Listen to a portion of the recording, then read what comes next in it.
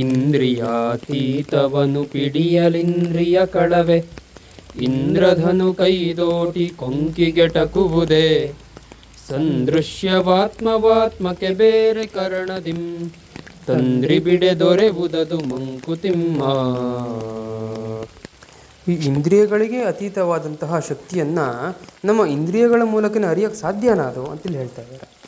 ಒಂದು ಉದಾಹರಣೆಗೆ ಕಾಮನ ಬಿಲ್ಲು ನೋಡೋಕ್ಕೆ ಎಷ್ಟು ಚಂದ, ಆದರೆ ಆ ಕಾಮನ ಬಿಲ್ಲನ್ನು ನಾವು ನಮ್ಮ ತೋಟದಲ್ಲಿ ಹೂವನ್ನು ಹಣ್ಣನ್ನು ಕೀಳಕ್ಕೆ ಇಟ್ಕೊಂಡಿರೋ ದೋಟಿ ಅಥವಾ ಕೊಕ್ಕೆಯಿಂದ ಕಿತ್ಕೊಳ್ಳೋಕೆ ಸಾಧ್ಯನಾ? ಕೈಗೆ ಇಟ್ಕೊತಾ ಅದು? ಹಾಗೆ ಪರತತ್ವ ದರ್ಶನ ಆಗಬೇಕಂದ್ರೆ ಅದಕ್ಕೂ ಕೂಡ ಬೇರೆದೇ ಉಪಕರಣ ಬೇಕಂತೆ.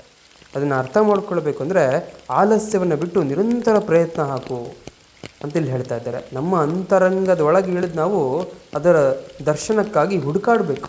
ಆ ಪ್ರಯತ್ನವನ್ನು ಯಾವಾಗಲೂ ಹಾಕ್ತಾನೇ ಇರಬೇಕು. ಆಗ ಮಾತ್ರ, ನಿರಂತರ ಪ್ರಯತ್ನದಿಂದ ಮಾತ್ರ ಆಧ್ಯಾತ್ಮಿಕ ಸಾಧನೆ ಸಾಧ್ಯ ಅಂತೇಳಿ ಹೇಳ್ತಾ ಇದ್ದಾರೆ.